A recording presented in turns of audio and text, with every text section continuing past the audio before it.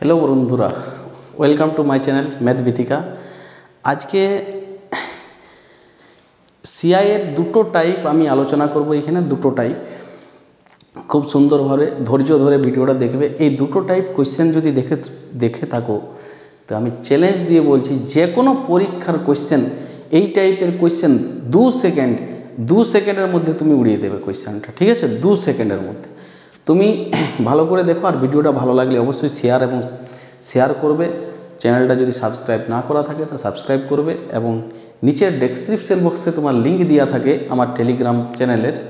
সেই টেলিগ্রাম চ্যানেলে যদি জয়েন হয়ে থাকো তাহলে এই যে ভিডিওগুলো যেগুলো বানানো হয় সেই ভিডিওগুলোর তুমি পিডিএফটা পেয়ে যাবে। ঠিক আছে, তাহলে চল শুরু করা যাক। দেখো এখানে প্রথম কোশ্চেনে কি আছে, অরুণ কুমার তার 15 এবং 16 বছর বয়সী দুই মেয়ের নামে একটি ব্যাংকে মোট 84,000 টাকা জমা করেছেন, যাতে তারা 18 বছর বয়সে সমান পরিমাণ অর্থ পায়।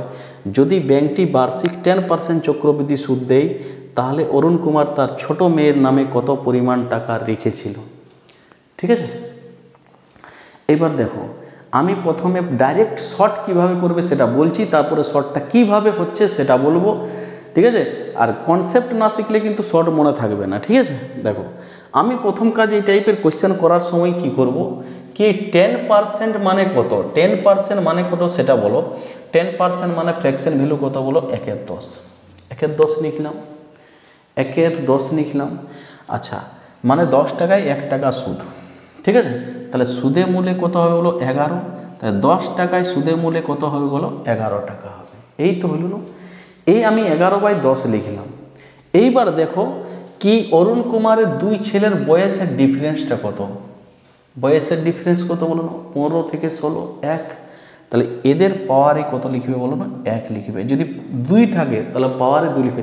এটা কেন হচ্ছে আমি বলবো পরে। ঠিক আছে, আগে দেখো পাওয়ারে যদি ডিফারেন্স 1 হয় তাহলে 1, ডিফারেন্স 2 হলে 2, তাহলে পাওয়ারে 1, তার মানে এটা 11 কত হবে বলো 11/10ই থাকবে, 11/10ই থাকবে। এইবার মাথার মধ্যে একটা এরকমভাবে একটা ঢুকিয়ে রাখো কি বড় ছেলেটার কম সময় খাটবে তো টাকাটা, বড় ছেলেটার কম সময় খাটবে, তার মানে বড় ছেলেটার নামে বেশি টাকা রাখতে হবে। তবে না কি হবে, বড় ছেলেটার নামে বেশি টাকা রাখতে হবে। তার মানে সব সময় বড় ভ্যালুটা যেটা হবে সেটা বড় ছেলের নামে রাখবে, আর ছোট ভ্যালুটা যেটা হবে সেটা ছোট ছেলের নামে রাখবে। ঠিক আছে, এই রেশিওই রাখবে, এই রেশিওতে টাকাটা রাখবে। এবার দুটোর যোগফল 11 আর 10, 11 আর 10-এর যোগফল কত হবে বলো 21। সেই 21-এর মানটা দেওয়া আছে 84,000। 21 ইউনিটের মান তোমার দেওয়া আছে কত বলো না, 21 ইউনিটের মান দেওয়া আছে তোমার কত 84,000। 84,000, তাহলে 1 ইউনিটের মান কত হবে বলো, 1 ইউনিটের মান হবে 4,000। 1 ইউনিটের মান 4,000। কি বলেছে, বলা হয়েছে ছোট মেয়ের নামে কত টাকা রাখবে। ছোট মেয়ের নামে কোন টাকাটা রাখবে বলো, ছোট মেয়ের নামে ছোটটা রাখবে, কমটা রাখবে। কারণ কি বেশি দিন পয়সাটা খাটবে না, তাহলে কম রাখবে। যার কম দিন পয়সাটা খাটবে তার কি হবে বেশি রাখবে। তাহলে এইটা তোমার ছোট মেয়ের নামে রাখবে। তাহলে 10 ইউনিটের মান তোমার কত হয়ে যাবে বলো 40। 4,000 ইন্টু 10,000, 4,000 ইন্টু 10,000 মানে অ্যান্সার তোমার হয়ে যাবে কত বলো না 40,000। সরি 4,000 ইন্টু 10, 4,000 ইন্টু 10, 10 ইউনিট, তার মানে অ্যান্সার হয়ে যাবে কত বলো না 40,000। অপশন নাম্বার সি তোমার কী হয়ে যাবে অ্যান্সার হয়ে যাবে। এবার এই যে জিনিসটা আমি করলাম কিভাবে করলাম সেটা দেখো, শোনো ভালো করে, একটা বোঝো, তারপরে আমি আর বোঝাবো না। ঠিক আছে, ডাইরেক্ট এরকমভাবে করে যাব, এই নিয়মে করে যাব। দেখো প্রথমে কি হয়, ধরো আমি বললাম কি যে বড় ছেলে তার নামে P1 টাকা রাখলো, যে ছোট ছেলে তার নামে কত রাখলো বলো P2 টাকা রাখলো, P2 টাকা রাখলো। ঠিক আছে, P2 টাকা রাখলো। আচ্ছা, সুদে আসলে তোমার কত টাকা হয় 10%-এর ফ্র্যাকশন ভ্যালু 1/10। তো 1/10-এর সুদে আসলে কত হবে 11/10। তাহলে এইটা 11/10 হয়ে গেল, 11/10। এইটারও কত হয় বলো 11/10। দেখো এই যে বড় ছেলে তার ক বছর খাটবে বলো, যে বড় ছেলে তার ক বছর খাটবে 2 বছর। তাহলে বড় ছেলের নামে এটা রেখেছিল, ধরো আমি বললাম বড় ছেলের নামে এটা রেখেছিল, তাহলে এখানে পাওয়ারে কত লিখব 2 লিখব। ছোট ছেলে ক বছর খাটবে 3 বছর, তাহলে এটার পাওয়ারে 3 লিখবো। আর এই টাকাটা যেটা হবে সেটা কী হবে বলো, ইকুয়াল হবে। ঠিক আছে, ইকুয়াল হবে। এইবার দেখো এখানে 11/2 তার স্কোয়ার, 11/10 তার কিউব আছে না, তাহলে দুটা থেকে দুটা যদি কাটি তাহলে 11/10 থাকবে। এই জন্যে বলছি আমি যে ডিফারেন্সটা যেটা হবে সেটা কেটে যাবে, মানে ডিফারেন্সটা হবে তোমার এখানে পাওয়ারে ডিফারেন্সটা, এই জন্যে বলা আছে। তাহলে P1/P2 এই যে রেশিওটা হবে সেটা কত হবে বলো না, 11/10 তার পাওয়ারে 1। মানে P1টা কার নামে রেখেছিলাম, বড় ছেলের নামে, P2টা কার নামে রেখেছিলাম, ছোট ছেলের নামে। এই রেশিওটা আমি বলছি একবারে লিখব, এই রেশিওটাকেই আমরা একবারে লিখছি। ঠিক আছে, এই রেশিওটাকেই আমরা একবারে লিখছি।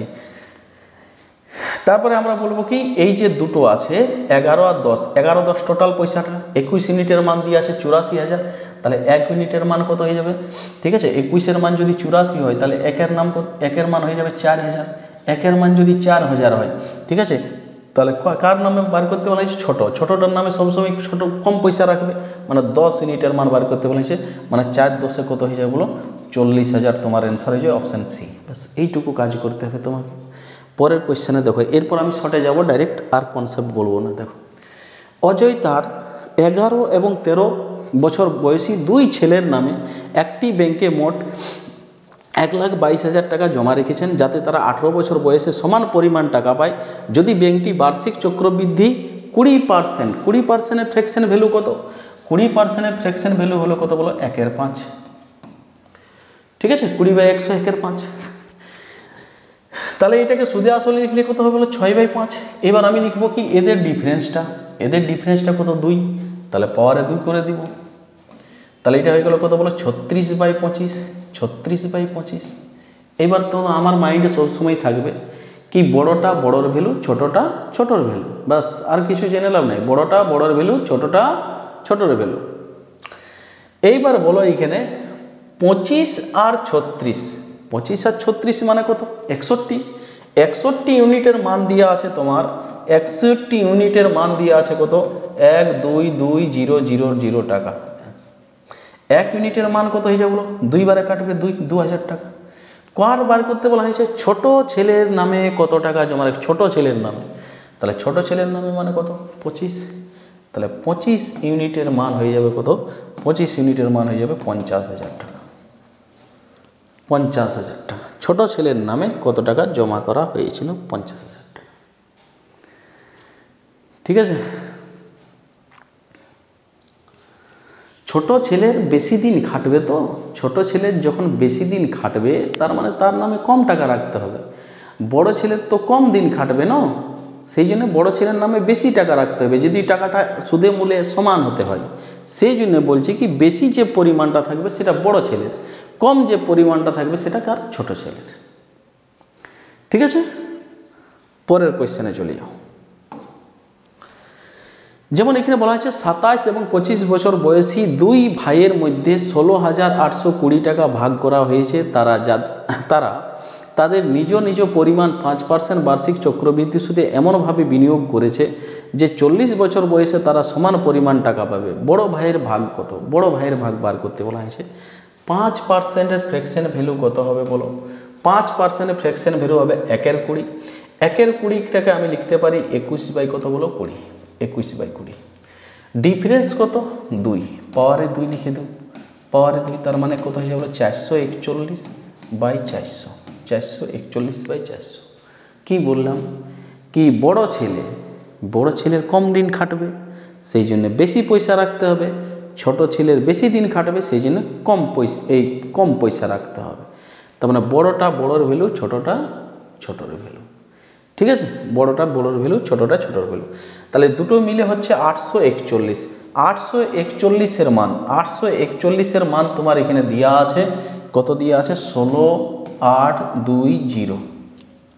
841-এর মান, কার মান বার করতে বলা হয়েছে, বড় ভাই, মানে 441-এর মান বার করতে হবে। ঠিক আছে, 2 বারে এটা কাটবে, দেখো 20 হবে, 2 8 8 0, 8,820, 8,820, 8,820, অ্যান্সার অপশান ডি হবে। দেখো এর থেকে ইজি আর হয় না ভাই, ঠিক আছে, এর থেকে আর ইজি হবে না।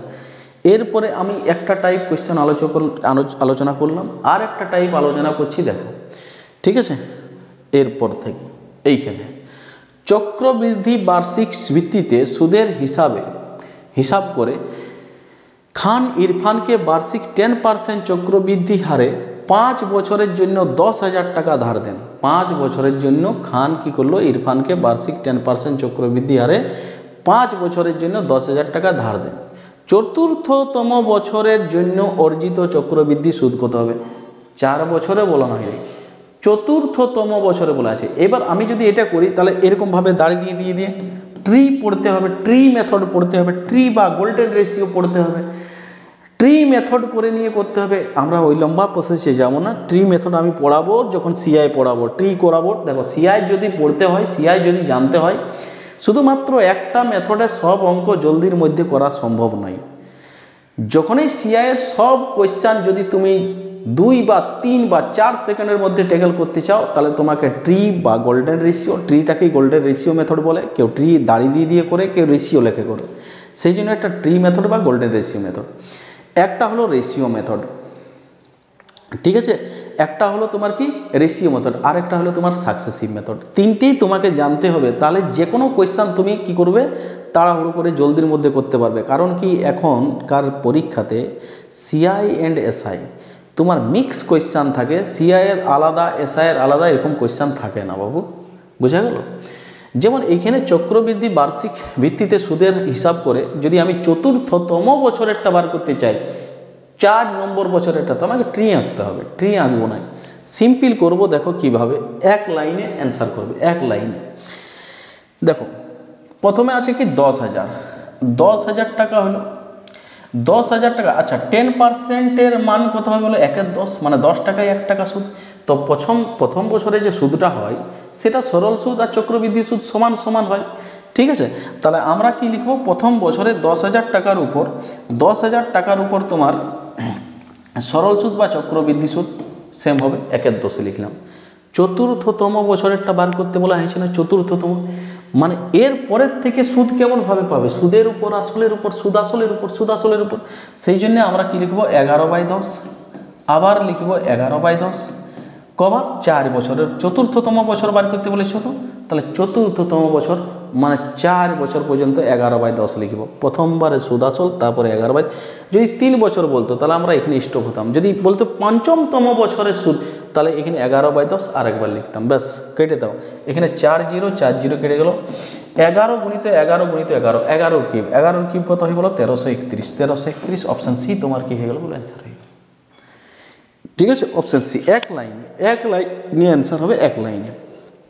পরের কোয়েশ্চেনে এবার কি বলা হয় জানো, পরের কোয়েশ্চেনে বলা হয় কি তৃতীয় এবং চতুর্থতম বছরে সুদের পার্থক্য কত, ডিফারেন্স কত, ঠিক আছে। যেমন দেখো পরের কোয়েশ্চেনে এইখানে যেমন বলা আছে, দেখো 2, 5, 6,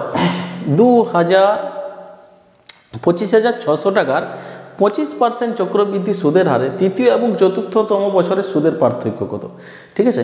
তাহলে আমরা যে প্রসেসে আগে বার করলাম, তৃতীয়তম বছরের সুদ চতুর্থতম বছরের সুদ বার করে নিয়ে কি মাইনাস করতে পারি, কিন্তু এরকম করবো না। দেখো কনসেপ্ট দেখো, সিম্পল জিনিস ভাবো, অত কঠিনে ভাববে না। যদি আমি বলি কি প্রথমে চতুর্থতম বছরের সুদ বার করবো, তাহলে তুমি এই 25% মানে কত বলবে? 1/4। তাহলে আমি কি লিখবো? প্রথমে দেখো পুরোটা, আমি শেষ লাইনটা মনে রাখবে। আমি এখানে প্রথমে লিখছি, পুরোটা লিখছি, তোমাকে কনসেপ্টটা দিচ্ছি কি এই টাকাটা চতুর্থতম বছরে সুদ বার করবো, মানে প্রথমে লিখবো 25% মানে কত? 1/4, তারপরে 5/4, তারপরে লিখবো 5/4, তারপরে লিখবো 5/4। এইটার থেকে মাইনাস করব, কি মাইনাস করব?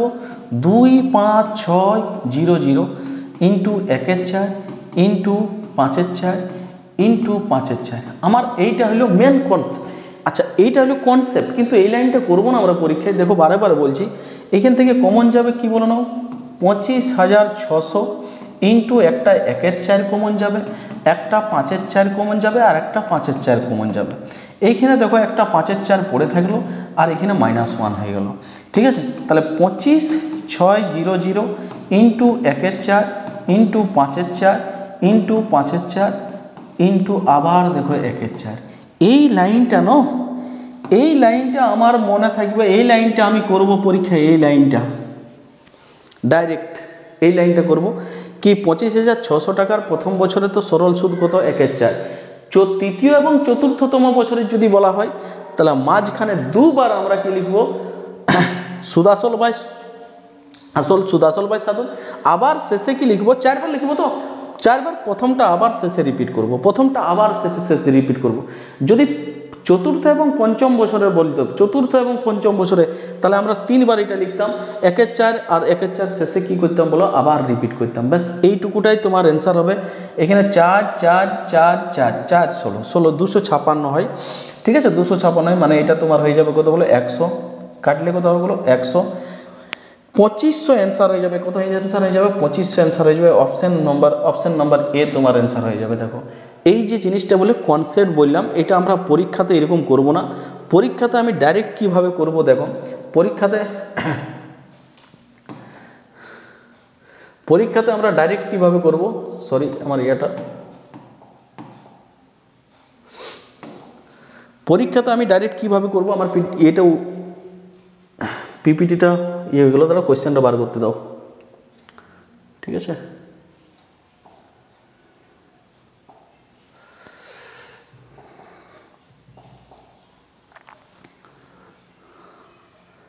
পরীক্ষাতে আমরা ডাইরেক্ট এইভাবে করব, দাঁড়াও দেখো পরীক্ষাতে এই কোয়েশ্চেনটাকে আমরা ডাইরেক্ট কিভাবে করব, এইখানে আমরা ডাইরেক্ট লিখব কি 25,000, ঠিক আছে। এখানে আমরা ডাইরেক্ট লিখব কি 25,600, একবার লিখে নিলাম 25,600 ইন্টু 25% ফ্র্যাকশন ভ্যালু কত 1/4, ঠিক আছে। কত তৃতীয় এবং চতুর্থ, তার মানে আমাকে 4বার লিখতে হবে, তার মানে আমাকে কবার লিখতে হবে 4বার, তার মানে আমি মাঝখানে 2বার লিখব 5/4, আবার কি হবে রিপিট হবে শেষে 1/4। যদি ডিফারেন্স বার করতে বলা হলো তো এরকমভাবে করবে। আর আমি আগে তো বললাম তোমাকে কি করো, বেসিক কনসেপ্টটা এটা কীভাবে আসছে সেটা বলা হলো তোমাকে। 4 4 16 16 16 16 256 যদি কাটি তাহলে এখানে 100 হবে, 5 5 25 ইন্টু 100 2500, ডাইরেক্ট অ্যান্সার হয়ে গেল তোমার অপশান এ তোমার অ্যান্সার হবে। এই দু টাইপের কোয়েশ্চেন আমি এরকমভাবে করালাম, প্রত্যেকটা কোয়েশ্চেন আমি এরকমভাবে, দেখো আমি তোমাকে বলেছি কি যে কোনো কোয়েশ্চেন এখনকার যা তোমার কম্পিটিশন, তোমাকে টাইম মেনটেন করতেই হবে, না হলে কোনো মোটেই কাট অফ পর্যন্ত পৌঁছাতে পারবে না। টাইম মেনটেন করতে গেলে তোমাকে শর্ট মেথড জানতে হবে উইথ কনসেপ্ট।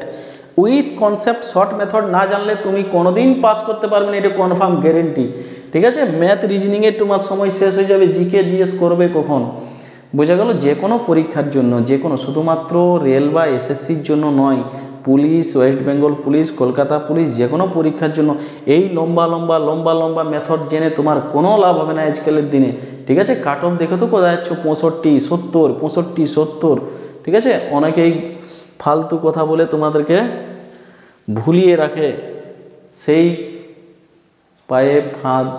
ফাঁদে পা দিও না বাবু, ঠিক আছে। যদি ভিডিওটা ভালো লাগে, প্রত্যেকটা আমি কনসেপ্ট এরকমভাবে শর্ট ভিডিও দিয়ে ক্লিয়ার করার চেষ্টা করব। থ্যাংক ইউ, ধন্যবাদ।